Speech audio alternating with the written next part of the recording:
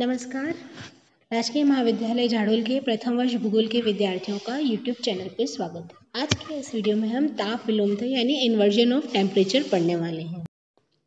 तापमान वाले वीडियो में हमने पढ़ा था कि जैसे जैसे हम ऊंचाई की ओर बढ़ते हैं तापमान कम होता जाता है, परंतु कभी कभी ऐसा भी देखा गया है कि ऊंचाई बढ़ने पर तापमान घटने की बजाय बढ़ने लग जाते हैं और वायु की तहें सामान्य अवस्था के विपरीत शीतल, उष्ण और अधिक शीतल के रूप में पाई जाती हैं। वायु तहों में ऐसी व्यवस्था को ही हम तापमान का व्युत्क्रम या ताप विलोमता कहते हैं। इसके लिए निम्न परिस्थितियां सहायक सिद्ध होती हैं। पहला है लंबी रातें।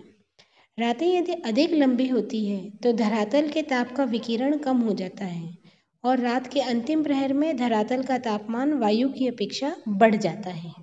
दूसरा है स्वच्छ आकाश। रात्रि को यदि आकाश स्वच्छ रहता है तो धरातल से विकिरित जो तापमान है वो वायुमंडल रोक नहीं पाता और अतएव शीघ्र ही बाह्य आकाश में विकिरित होकर समाप्त हो जाता है, जिससे कि धरातल को ठंडा रहने का अवसर मिल जाता है। तीसरा है शीतल और शुष्क वायु। ऐसी वायु भी विकिरित ताप को न्यून मात्रा में सोख पाती है, जिसके कारण वायुमंडल की ऊपरी सतहों में तापमान अधिक और निचली सतहों में तापमान कम हो जाता है। शांत वायु। वायु के शांत रहने से संवहन धाराएं नहीं बन पाती और तापमान के विभिन्न स्तरों में परिवर्तन नहीं हो पाते हैं। हिम की उपस्थिति। हिम सूर्य किरणों को परिवर्तित करने का काम करता है और रात्रि को उसमें शीत लहरों का विकिरण होता है। ताप विलोमता या ताप प्रतिलोपन के प्रकार।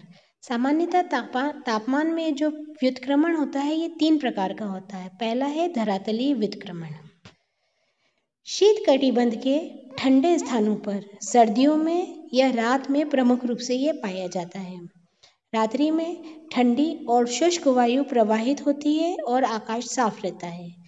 रात्रि भी शीत ऋतु में लंबी होती है, इस कारण दिन में प्राप्त होने वाला ताप रात्रि में शीघ्रता से विकिरित हो जाता है।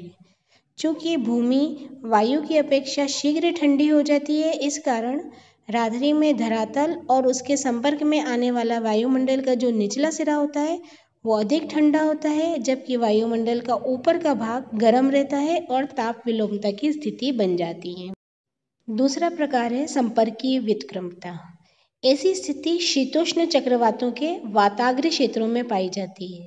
यहाँ पर ठंडा सीमांत प्राय गर्म सीमांत की गर्म वायु को ऊपर उठा देता है, इस कारण नीचे का स्तर ठंडा और ऊपर का अपेक्षाकृत गर्म हो जाता है और ताप विलोमता की स्थिति बन जाती है।